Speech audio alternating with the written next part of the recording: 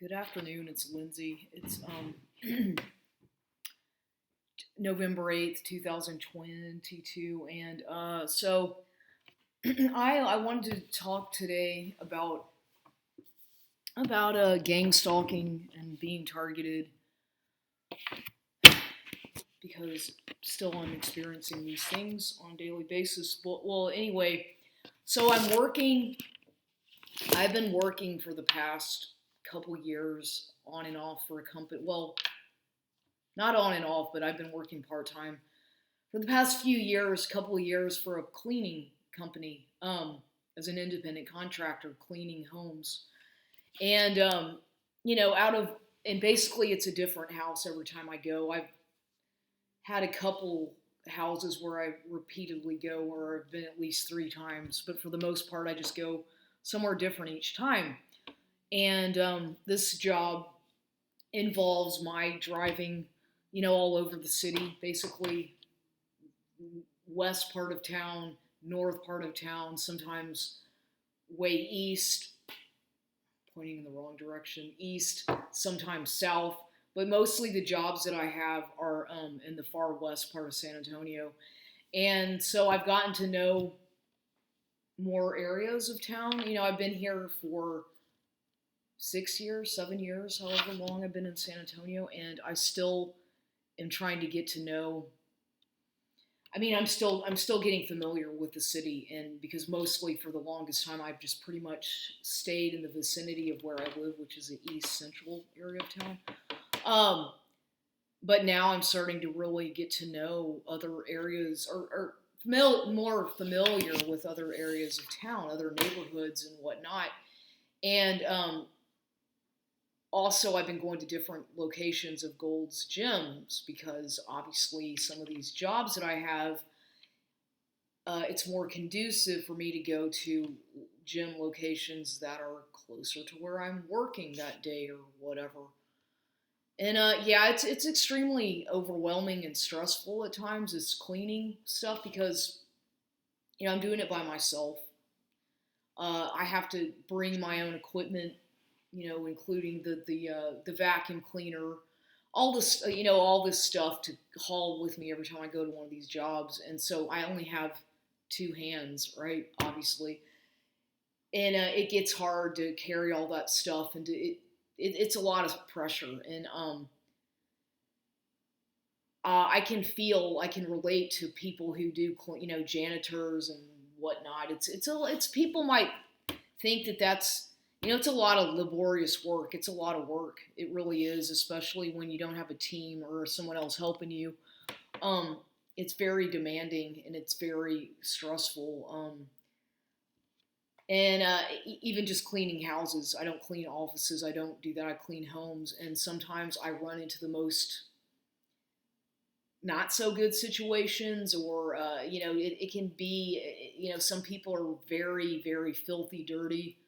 um, Whatever. Everything's different. Sometimes I'll go to a house that's so clean and neat, but it just has a few things that need to be done. But these houses can be sometimes they're really big houses, and I get really overwhelmed with the fact that I have a time slot of which I'm supposed to be able to do that in, and I always arrive early just because I'm very punctual. Um, I try to get there early, and I usually am there way too early, and I end up having to wait around in my car a little bit. But whatever, or I have to stop on the way to go pee about five times on my way there. Well, not five times, I'm exaggerating, but I always have to stop and use a bathroom at the whatever Circle K, a gas station, whatever, because I always have to pee on my way to these jobs, and so that adds a little bit more anxiety and stress. So I get to these jobs, and it's like I said, it's always something different every time I go there. I never know what I'm walking into. All I know is a person's name and their address, and that's it. When I'm going to these places, so it can be weird at times or interesting all at the same time. It can be very interesting. It can be strange. It can be uncomfortable. All sorts of different feelings.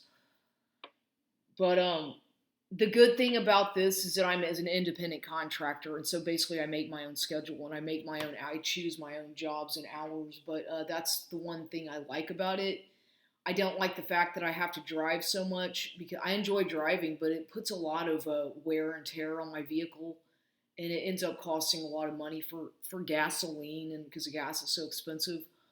But you know, I enjoy, staying busy, but it gets exhausting when you do this. Like, because I go to the gym still every day, no matter what. I still go to the gym either in the morning or afternoon, depending on my job or schedule that day, if I have a job that day. But I just want to talk about a couple of things that have happened that have been really weird. Being that I'm a targeted individual, I'm still being the organized stalking and whatnot. Um, it's like public humiliation, public punishment, where what basically gang stalking is, or organized stalking, is when I guess you can. Okay, basically, let me talk about it like this.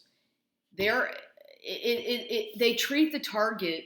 The target is treated as if you are, a prisoner, or like you're supposed to be punished for something, and so it's like judicial punishment is how it feels when you're a target.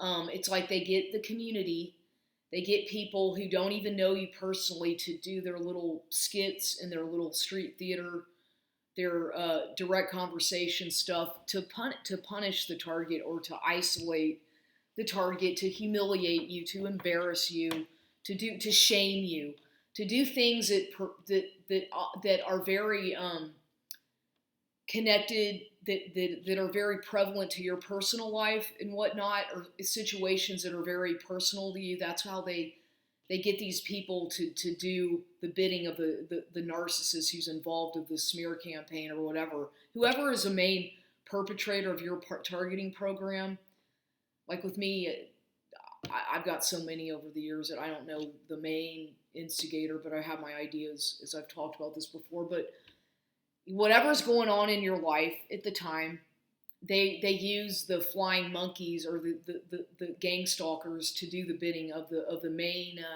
person who's doing who's in charge of that particular stalking program in your case, because they change it around a lot. They change the people, obviously, according to what's going on in your life, whatever prevalent activity, whatever job you might have.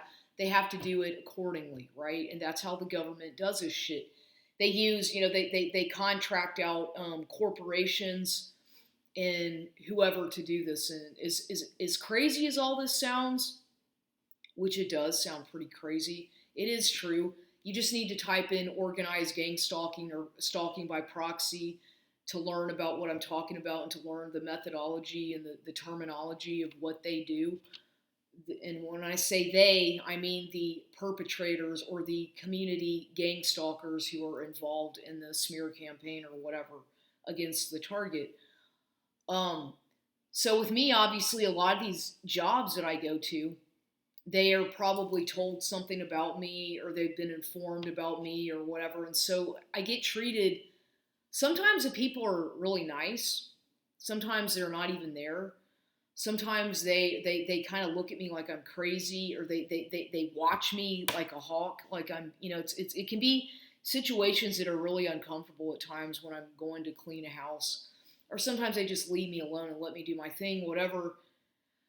But whenever you're going into somebody's house, their personal space, I respect people's personal space. I respect their privacy. That's just how I am, because I know that if I were to have somebody in my house cleaning or doing whatever, I would expect them, or I would really want them to respect my privacy. You're going into a stranger's house. You should be respectful of that person's belongings and anything. It's just how it should be, in my opinion. You're getting paid to go do something in the house. They should, it takes a lot of trust to be able to have a stranger in your house. Of course, I had to go through a criminal background check and everything to get this job, which fine with me, but I tend to feel uncomfortable with certain individuals in my home who I don't know. and that goes for everybody. So I can imagine how, it's like, it's just weird because sometimes, I'm exposed to a lot of things that are very personal to people when I go clean their houses, obviously. But I've seen some really strange things. I've some people are, I don't know how they can live like they do, whatever. Some people, everybody's different, but I've seen some situations of which I felt so disgustingly sick to my stomach that I wanted to throw up or leave because it's that bad sometimes, or it's some of these houses. Um, but I I've had what I want to talk about today is how, and yeah, the job that I have does have to do with my being targeted because I am still being, I'm surveilled constantly. I'm well aware or hypersensitive to the fact that I'm under surveillance constantly. When I go to the bathroom, whatever I do. And so when I go to these clients' homes, I usually have to pee at least 4 or 5 times throughout my shift or whatever. And I have to pee because I have to pee a lot, and I have issues emptying my bladder. So therefore, I go pee, and I am not able to completely eliminate. So I have to. I don't want to get into the details, but it's hard for me to completely empty my bladder at times. I have a condition where I don't want to talk about it right now, but nonetheless, so I have to I have to pee often at these clients' homes, which since I'm cleaning their commodes anyway, it's okay since I spend time in the bathroom cleaning. But it can be a little bit humiliating and embarrassing the fact that they hear the toilet flushing probably several times. But what can you do, right? If you have to pee, you have to pee. Um, but So one thing is, I'm always appalled at people who can't clean their own commodes. Okay, I think it should be a habit for people to every morning just get a scrub. It's like it's not that hard to do. You just get the little scrubber thing that they sell everywhere, and keep it behind your toilet, or keep it and clean the toilet every morning. Make it a habit to put some toilet bowl cleaner in there, some bleach or whatever you need to do, some Ajax, and just fucking scrub it every morning. That's not that hard to do, but a lot of people have. I mean, I'm not trying to be rude, but I've seen some real nasty toilets where it's like just stained complete. I mean, it's some gross stuff, and it wouldn't be that way if people would just make it a habit to clean your commode every morning. It takes 3 minutes, less than that. And that should be something that everybody does. And it would make your life a lot easier. This is just some advice for people. Clean your toilet every morning. Clean your dishes. Don't leave dishes piled up because that accumulates a lot of bugs in your house, or roaches or whatever. Just clean the dishes after you use it. Immediately put it in the dishwasher if you have a dishwasher, or scrub it and put it away. If people can learn to do these simple things, I think their life would be easier, and they don't need to have the excuse that, oh, I was too busy. No, it's not that you're too busy, it's that you're too fucking lazy. You're too lazy. It's not being too busy. Everybody has time to put a fucking dish away after you use it, or a couple dishes away. That's not being too lazy. It's being the word is being I don't want to say negligent, but what's a better word I could use? Dirty, filthy. You're lazy. You're dirty. What else? What other word can I use? You know, I've seen some nasty stuff. Not lately, but in the past, I've seen some real gross situations that I'm appalled at. I'm just like, the smell, the odor, the food caked onto the dishes, it's almost like the dishes have been sitting there for a week, and it smells bad, and there's little tiny gnats everywhere flying around. Come on, people. We all get busy in life, but we're never too busy to put a fucking dish or two away, in my opinion. If you're too busy to do that, then you need to evaluate your life, and you need to maybe you need some psychological help. I believe that people who have dirty, filthy kitchens with filthy dishes everywhere, and they can't even do that. That they have some mental issues, some psychological issues, in my opinion. Same with a dirty toilet. You've got some psychological issues if you can't clean your toilet or clean a dish or two. Um, it's clear, it's obvious that people have mental issues when they have such a mess like that. Or hoarding. Well, yeah, I used to be. I had some issues myself, but I learned. I learned to don't hoard. Try not to be a hoarder, and try to clean your fucking toilet and clean your dishes. These are some basic common things that people should do that are going to help with your mental health. And by the way, if you are a targeted individual out there and you are wondering what can you do to better your life, start by doing simple things like that. If you keep a messy, dirty house or dirty kitchen, clean your kitchen consistently, or make it a habit to clean the floors as best you can. Clean your toilet. These little things, if you're not good, it will help you. It will help you a lot if you've got other problems in your life, and on top of being messy. Just being a little bit more organized and a little bit more clean. I'm not saying you have to be perfect, but just try these things and it will help make a difference in your life. Yeah. So I want to talk about something that happened yesterday. This was fucking weird.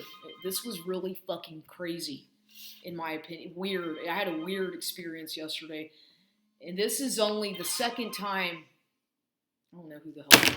This is the second time I've had a situation like this happen in a house that I've cleaned. Well, actually, the third.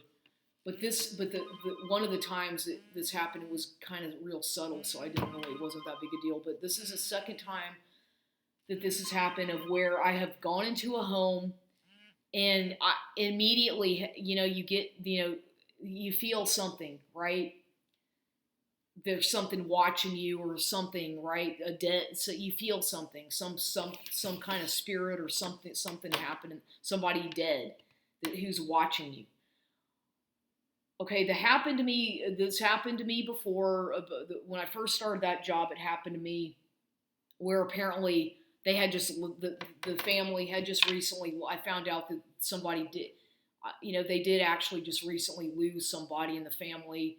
The mother had died, and this was a house way in the east part of San Antonio, far out northeast. And I could feel it. I could feel the person watching me. There was actually a portrait of the woman, a photograph, and I could feel her eyes following me throughout the house, and especially in that room where the portrait was. She was watching me, and it was very strange. It's like she didn't want me cleaning up the house. She didn't want me there. And it made me so nervous that it was hard for me to focus on cleaning, because I could feel her watching me, and there was a real. She didn't want me there. She didn't want me there. Her husband was there, or her widowed husband was still there, and you could tell he was not doing so well. Probably going through some kind of shock or depression, and it was just weird, because I could feel that she was watching me clean, and she was probably like, what the hell are you doing? That's my job, That's how I felt. And then, so that was awkward, and I ended up getting a bad review on that home. I actually got like a really bad rating, and I didn't end up getting paid, I think, because I was so focused on what was going on in the house, the spirit activity, the paranormal activity, that I couldn't really focus as much on cleaning, because I was so like, whoa, this is intense, And I'm able to pick up on these things quite well, I think. I'm pretty perceptive to these things, and I always have been. I can just, it's like a heavy, it's like I get for those of us who are hypersensitive to these types of things, you know what I'm talking about. You get this heavy feeling of something not right, or something watching you. It's hard to explain unless you're really in tune with these kinds of feelings. But a lot of people don't believe in the paranormal or this kind of thing, but I certainly do, because I've had enough experiences of which I'm quite certain there's more out there than we know when you die. that people don't just die, that you linger. Your spirit lingers on, your energy is still there. Um, so yeah, and yesterday I went to this house, and it was in the afternoon. Normally I don't do jobs in the late afternoon at all. Normally I keep them either early in the morning or midday or early afternoon. But I did a job that was late afternoon for some reason, which wasn't a good idea for me. And I got there early because it was really far away. I mean, it was like a 20-minute drive, or 30-minute drive almost with the traffic. And okay, by the time I got there, I got there early, and I let the woman know via text messaging that I'm able to do through the company's website. I'm able to text that woman directly to let her know, and I don't have her phone number, but I'm letting her know that I'm there. And she's like, okay, I'm a few minutes away, and she pulls up, so I'm waiting in my car. She gets there, she parks in the driveway. It's like a condominium out in west part of San Antonio, off Callahan, 410, and near Callahan Road, I think. Is that the name of the road? Not Callahan. Callahan? Maybe it is called Callahan. I think I'm wrong. McCullough? No, I forgot exactly. It's all 410, but it's also, there's a Gold's Gym there that's called dang, what's the name? Babcock Road. That's the name of the road. It's off Babcock Road. Okay, yeah. And there's also a gym out there that I went to for the first time couple days ago because I had another job out that way, and I was like, oh wow, I didn't, I went to that gym instead. But anyway, this place, I've had several jobs out that direction, and this job was also the same. I had two in a row that were out in the same neighborhood out west, like near Babcock Road, the 410, whatever. And this house that I went to yesterday, first of all, she got there. Hello, she had a British accent, and hello, Lindsay, how are you? She was being really friendly, and I was like, hi, nice to meet you, I'm Lindsay, and she had an English, and I asked her, may I ask, where are you from? England. She was from England, and so she was very friendly, not very chatty, but very friendly, and she said that she needed to have the beds made, and she wanted me to do a general cleaning, but to make sure that I made the beds, and the beds upstairs and to make sure that she had guests coming. So she needed me to make the bed, and she needed me to make the beds upstairs. And I do believe that she whatever. I got kind of like sidetracked for a minute because I don't normally go make beds at house. Normally that's not part of what I'm making a bed. Like I had to put the sheets on like a sofa bed. And it took me forever. It took me a long time because it took me longer than it probably should have for some reason. Because I had to move. A lot of my job entails moving heavy furniture. Like I have to fucking move and push things that are really heavy. Big pieces of furniture that are heavy. And I'm not a very big, I'm kind of I'm not small and I'm not big, but I'm short, I'm not, sometimes it's kind of hard to push this shit. It's heavy, it's hard. And so I made that bed in there, put the bed together, and then I went upstairs and I worked my way around. That's where I started off, was in that kind of guest room where I put the bed thing, put the sheets on there, the IKEA sheets, did the windows and scrubbed the window sills and all that. Then I started sweeping the floor and working my way around the house. And then I went to the bathroom and did what I had to do in there, the guest bathroom downstairs. And just worked my way around. And then I went upstairs. Okay. Well, let's just say I ended up doing the beds upstairs almost last. Because it took me so long to clean all the floors and all that shit, vacuum the floors, sweep the floors, and then go over them with the fucking mop thing that I have. It takes a long time. Most of the work entails floors. Also, a lot of shit doing floors. I spend a lot of time trying to clean floors. Um, but anyway, when I went upstairs, this is where it gets weird. This is what freaked me out. She left. She went to some kind of yoga class, and she was all dressed up to her yoga class, and she left. So I was on my own, which is fine. I prefer to be by myself when I'm cleaning because if I can focus more, I don't. And I just it's easier for me to do a better job when I'm not being watched for some reason. But so she she had left. I went upstairs to go do the rooms upstairs, and even as I'm walking up the steps, it's almost like, okay, I had a bad feeling walking up the steps. I almost felt like I was suffocating. I just felt like a heavy, dark heaviness around me.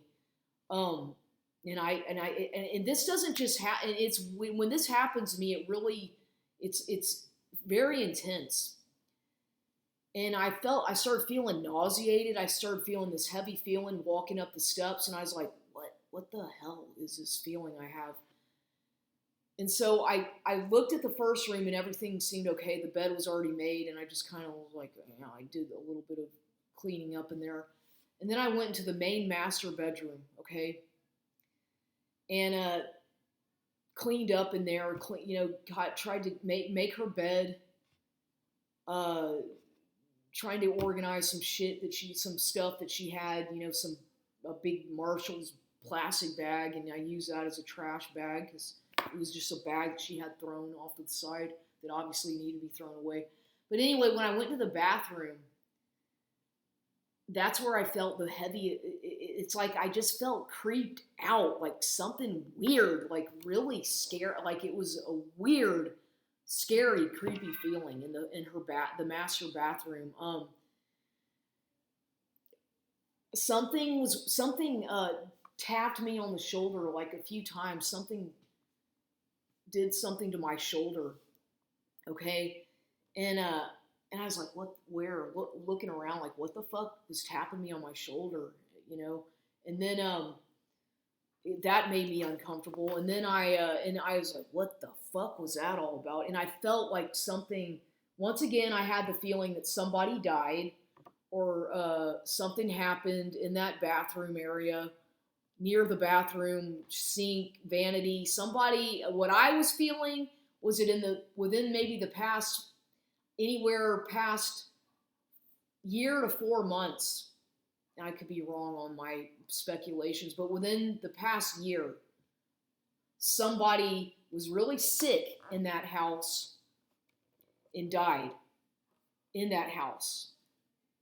That's what I felt. And I could be wrong on that, but somebody either died near the bathroom up there or that master bedroom, or somebody was sick before they went into the hospital, really sick, and then ended up going to the hospital and died shortly thereafter. But that was a feeling that I kept getting in that house, and I felt whatever it was touching me was trying to warn me about something.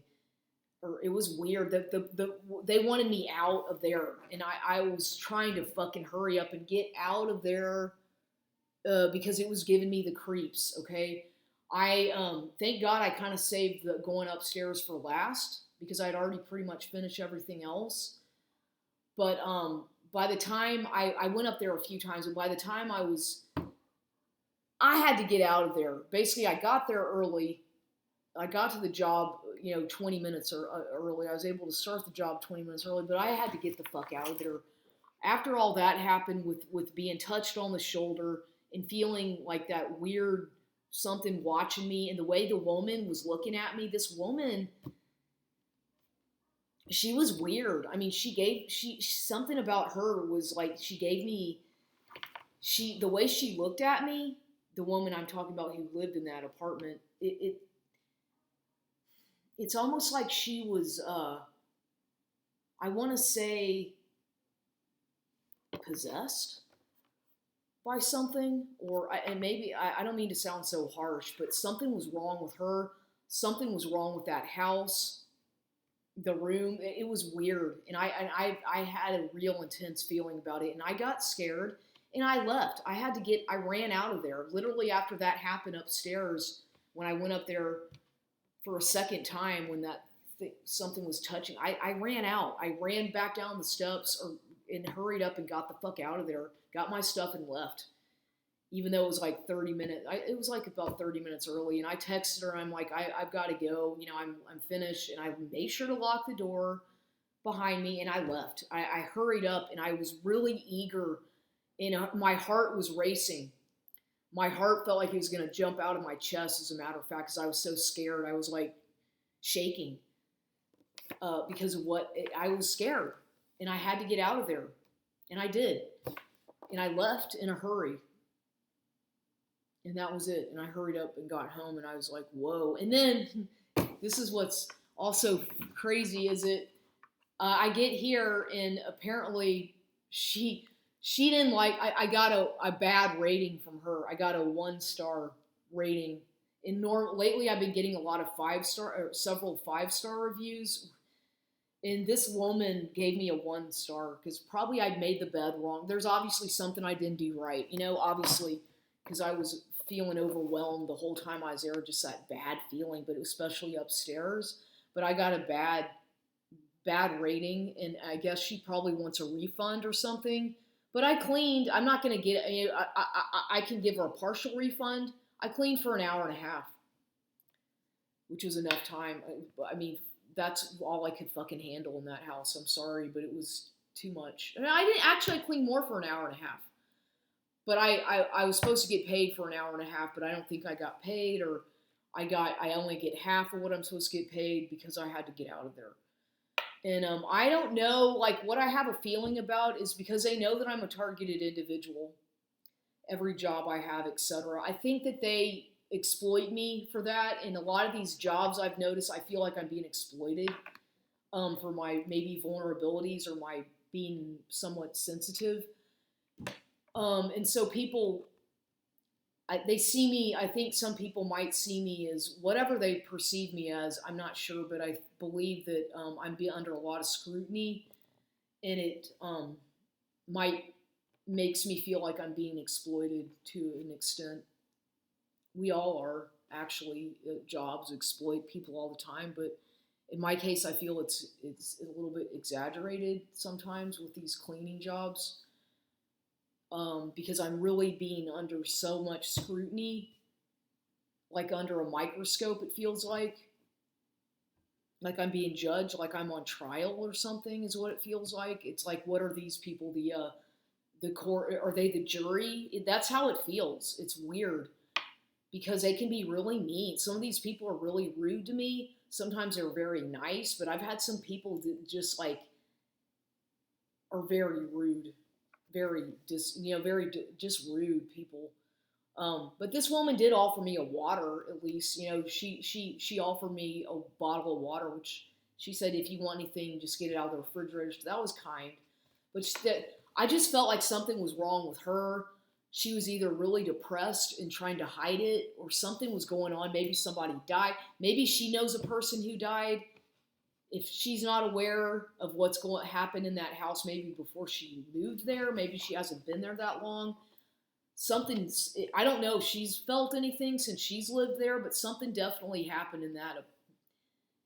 At least I'm convinced that something bad happened upstairs in that house. Either somebody dying or got hurt really badly. And there's a lot of negativity, a lot of bad negativity upstairs. It's just swarming with negativity in the bathroom area, master bathroom. But it was taking over the whole house, really. I could feel it everywhere, but it was especially upstairs. So anyway, I just thought I would talk about that, because this doesn't happen that often. This is not that often that these feelings happen. I mean, I always get feelings in these houses, but not that intense like that. Not that intense like this one. That's all. But yeah.